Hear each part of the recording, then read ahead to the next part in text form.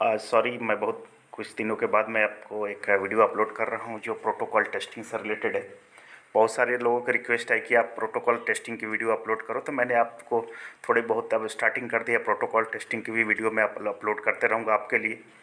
तो ये LT protocol testing यहाँ पे, क्योंकि हम लोग वायरलेस टेक्नोलॉजी से रिलेटेड बात करते हैं यहाँ पे इस चैनल पे, तो हम लोग इसे वायरलेस से रिलेटेड एलटी प्रोटोकॉल जो अभी भी चल रहा है, हमें 4G टेक्नोलॉजी से रिलेटेड और 5G से बेसिक्स में प्रोटोकॉल टेस्टिंग के बारे में बात करूँगा यहाँ पे। तो एक बेसिक आइडिया मैं लेके आया हूँ कि प्रोटोकॉल टेस्टिंग होता क्या है। सो सभी लोग कंफ्यूज रहते हैं प्रोटोकॉल टेस्टिंग। अगर आप आरएफ इंजीनियर है, ड्राइव टेस्ट इंजीनियर है, ऑप्टिमाइज़र हैं, अब बहुत सारे फील्ड एक्टिविटी लोग करते हैं वायरलेस टेक्नोलॉजीज में, उनको क्या चाहिए कि प्रोटोकॉल टेस्टिंग होती क्या है और किस तरह से करते हैं, कौन सा टेस्ट। अगर आप किसी गूगल में सर्च करें तो बहुत सारे टाइप्स ऑफ प्रोटोकॉल टेस्टिंग आपको मिलेंगे। तो वो प्रोटोकॉल टेस्टिंग क्या होती है, डिफरेंट पर्सन के लिए डिफरेंट डिफरेंट होती है। आप नेटवर्किंग में जा रहे हैं, network means related Cisco router switch, उससे रिलेटेड आप करते हैं, तो उसमें भी आपको वायरलेस से रिलेटेड प्रोटोकॉल स्विचिंग मिल जाएगी। तो और उसमें अगर आप आरएफ में काम करते हैं तो उसके लिए आपको यूवी टेस्टिंग, इनोडबी टेस्टिंग, ये सभी टेस्टिंग जो होती है वो बहुत सारी इंपॉर्टेंट टॉपिक्स है जो हम लोगों को कवर करना है। आप सॉफ्टवेयर में जा रहे हैं अगर वायरलेस टेस्ट करने के लिए, तो उसके लिए आपको सी प्रोग्रामिंग, पर्ल, ये सभी नॉलेज की ज़रूरत पड़ती है। लेकिन अगर हम बात करें कि एक आरएफ इंजीनियर है, ड्राइव टेस्ट इंजीनियर है, ऑप्टिमाइज़र हैं, उनको अपनी प्रोफाइल चेंज करनी है और आपको एलटी प्रोटोकॉल टेस्टिंग में आना है, इनोडबी टेस्टिंग में आना है, डिवाइस टेस्टिंग में आना है, उसको मॉडर्न टेस्टिंग और यूवी टेस्टिंग बोलते हैं, अगर उसमें जाना है तो आपको किस बातों पर फोकस करनी चाहिए, कौन कौन सी बातों पर मेनली फोकस करना चाहिए। तो इसीलिए मैंने ये टॉपिक्स आपको एक बेसिक आइडिया समझाने की कोशिश की है कि अगर आप ड्राइव टेस्ट इंजीनियर हैं और आपका करियर आपको स्विच करना है प्रोटोकॉल टेस्टिंग के लिए, तो ये मैं आपको टॉपिक लेके थोड़ा डिटेल में बताने की कोशिश कर रहा हूँ। तो अगर आप एलटी प्रोटोकॉल टेस्टिंग करने जाएंगे तो आपको क्या होता है, लेयर 1, 2 और लेयर 3 मैसेज की टेस्टिंग करनी होती है। तो आप कभी देखे होंगे कि किसी जगह आप देखेंगे कि मैंने फिजिकल लेयर की टेस्टिंग करता हूँ, मैं मैक लेयर की टेस्टिंग, मैक एक्सेस कंट्रोल की टेस्टिंग करता हूँ, आरएलसी कंट्रोल की टेस्टिंग करता हूँ, रेडियो रिसोर्स कंट्रोल, इसका टेस्टिंग तो डिफरेंट डिफरेंट। कोई लोग बोलता है L2 L3 की टेस्टिंग मैं करता हूँ, कोई L1 L2 कोई नेम देता है उसको, कोई बोलता है फिजिकल मैक और RLC। तो डिफरेंट डिफरेंट नेम है इसको, तो आप रिमेंबर कर लीजिए कि इसी तरह यही जो है प्रोटोकॉल टेस्टिंग होता है, उसको नाम हम लोग डिफरेंट डिफरेंट, कोई L1 L2 टेस्टिंग करता है, कोई L2 L3 की टेस्टिंग करता है। तो आपको किसी एक में एक्सपर्ट होना है, एक या दो में एक्सपर्ट होना है, L2 L3 के लिए और L2 L3 और L1 L2 के लिए। तो हम प्रेफर करेंगे, अगर आप ड्राइव टेस्ट इंजीनियर है तो आप प्रेफर करो कि L2 और L3 के लिए आप ज़्यादा फोकस करो, तो उसमें आपके लिए बहुत फ़ायदेमंद होगा।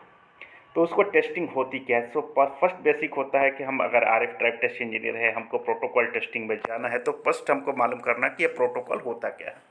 एलटी तो सभी लोग जानते हैं कि एलटी क्या है। तो जितनी टेक्नोलॉजी आई, आपको 2G हो, 3G हो, 4G हो, 5G हो, 6G हो, IoT हो, कुछ भी टेक्नोलॉजी है उसमें हम लोग प्रोटोकॉल टेस्टिंग करते ज़रूर है, ये आपको याद रखना है। तो आपका जो टॉपिक है वो डिफरेंट है नेटवर्किंग से, सॉफ्टवेयर टेस्टिंग होता है उससे डिफरेंट है। एज ए आरएफ इंजीनियर आप अगर वर्क कर रहे हैं और इसमें स्विच करना चाहते हैं, ये आपके लिए बेस्ट फ़ायदेमंद क्यों होगा, क्योंकि आप ऑलरेडी जो भी टॉपिक्स ड्राइव टेस्ट में करते हैं वो सभी यहाँ पे उस प्रोटोकॉल लेयर 3 मैसेज को, लेयर 2 मैसेज को डिकोड करके उसके मैसेज को पढ़ के उसी में क्या प्रॉब्लम है, अगर कॉल कनेक्ट नहीं हो रही है, क्यों नहीं कनेक्ट हो रही है, कहाँ पे फेल हो रहा है, कौन सा रीज़न फेल रहा है, तो उसी को प्रोटोकॉल टेस्टिंग में हम यहाँ पे चेक करते हैं। तो ये आपको अंडरस्टैंडिंग करने में, आपको समझने में बहुत आसानी हो जाती है। तो इसलिए हम लोग जो टॉपिक्स इसको जो आपको बता रहा हूँ वो आरएफ पॉइंट ऑफ व्यू से है, आप इसको प्रेफर कर सकते हैं। तो देखने पहले क्या है कि एलटी के बारे में हम लोग समझते हैं कि एलटी है क्या, किस तरह का आर्किटेक्चर होता है और कहाँ कहाँ से उसकी कनेक्टिविटी होती है, कौन से डिवाइस यूज़ करते हैं, ये सभी हम लोग को बेसिक आइडिया है। तो चलिए अब देखते हैं हम लोग प्रोटोकॉल्स होता क्या है। प्रोटोकॉल्स होता है कि एक रूल बनाया गया, किसी भी प्रोटोकॉल्स आप एक जाते हो, प्रधानमंत्री आते हैं या कोई भी चीफ मिनिस्टर आता है या कोई भी गेस्ट आता है, तो उसके लिए एक रूल बना दिया जाता है कि हाँ यहाँ से चीफ मिनिस्टर आएंगे, ये इसके पहले ये भाषण देगा, पहले ये आएंगे, उसके बाद ये आएंगे, उसके बाद सेकंड वाले आएंगे, उसके बाद थर्ड आएंगे, उसके बाद प्रधानमंत्री आएंगे। मीन्स एक रूल की तरह बना दिया गया, एक सेट बना दिया कि यही लोग इस तरह से काम करेंगे। तो सेम इसी तरह अपने एलटीई में भी, प्रोटोकॉल्स में भी क्या होता है, एक रूल होता है।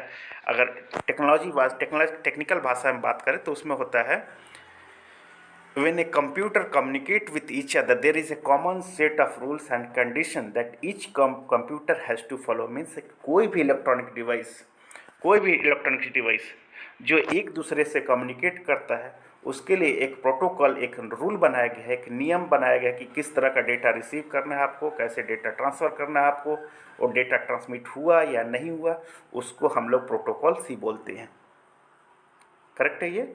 और उस प्रोटोकॉल में हम लोग क्या करते हैं, वो डिफरेंट एजेंसीज है, डिफरेंट ग्रुप है जो हमको ये नियम बना के देती है, ये प्रोटोकॉल बना के देती है कि इसी स्टैंडर्ड पे आपको काम करना है। तो ये है, जैसे आपको IEEE स्टैंडर्ड है, आपने मालूम होगा, आपको अगर नहीं है तो थोड़ा सा बेसिक आप जाके देख लीजिए। ये IEEE स्टैंडर्ड है, इसके थ्रू भी एक रूल बनाया जाता है कि किस तरह से मेरा इलेक्ट्रॉनिक डिवाइस एक दूसरे से कम्युनिकेट करे, एक दूसरे से बात करे, किस तरह से डेटा सेंड करे और किस तरह से डेटा रिसीव करे। सेम वैसे ही है ITU टेलीकॉम के लिए, जैसे 3GPP स्टैंडर्ड है, IEEE है, और बहुत सारे ऑल भी ये प्रोटोकॉल सेट करने वाले, स्टैंडर्ड देने वाले बहुत सारे और ये है कंपनी है, मीन्स कॉर्पोरेशन